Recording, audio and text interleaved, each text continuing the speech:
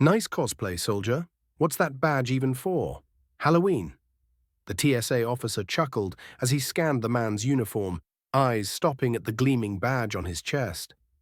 The terminal was quiet, early morning. Passengers half asleep, but the disrespect in that voice cut through everything. The soldier didn't flinch. He stood perfectly still, back straight, shoulders square. He didn't blink, didn't speak. But the silence was louder than any comeback. Sergeant First Class Miller wore the badge of a tomb guard, a badge only awarded to a few and earned through months of grueling training, absolute precision, and unwavering discipline. It wasn't just metal, it was legacy, honor, a lifetime vow to the unknown soldiers resting at Arlington. The TSA officer scoffed again, trying to provoke a reaction. You people act like guarding a grave is the same as fighting a war. Some travelers chuckled awkwardly, unsure if it was a joke. Miller remained motionless, his eyes fixed forward. Calm, controlled, silent. But his silence wasn't weakness, it was warning. Behind him in line stood a teenage boy with his father, both wearing Army veteran caps. The boy whispered, "Dad, that's a tomb guard, isn't it?" The man nodded slowly, eyes narrowing. The TSA officer leaned in. "What are you guarding now, huh?" "A food court." And that's when it happened. A woman from the crowd stepped forward. "That badge," she said loudly, "is one of the rarest in the entire US military, and the man wearing it is trained to guard the dead with more respect than you show the living." Others began to look up from their phones.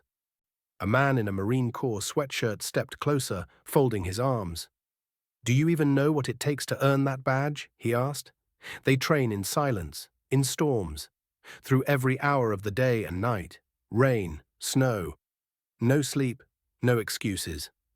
Miller still hadn't moved, but the air around him had shifted. The entire gate was now watching. The TSA officer rolled his eyes, trying to shrug it off. "He's not even carrying a weapon." The teenager behind him spoke up. "He doesn't need one. The silence is the weapon." That line hit like a wave. Cameras came out, phones started recording, people began stepping forward, veterans, spouses, civilians, one by one, sharing what they knew, what they felt, what they owed.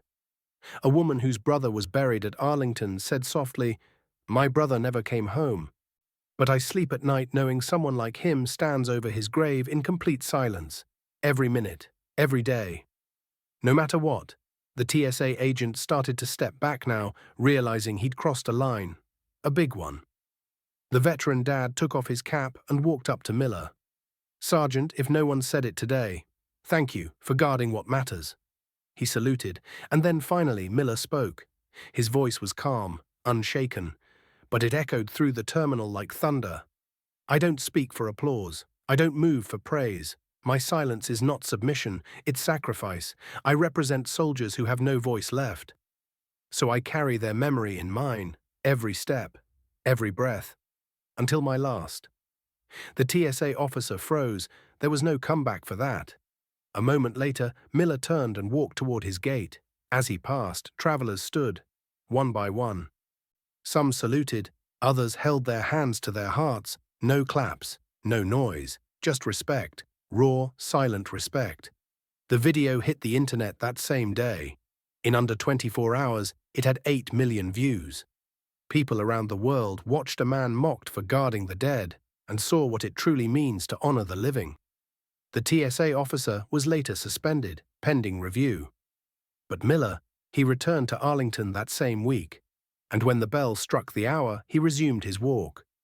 21 steps, 21 seconds, turn, repeat. No fanfare, no cameras, just duty. Because respect isn't something you shout, it's something you live. Never mock the quiet strength you don't understand. Some uniforms carry more than fabric. They carry names, stories, and sacrifices you'll never see.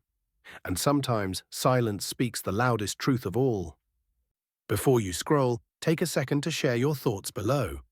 Where are you watching from, and what part of the story touched you most? Your comment could inspire someone else today.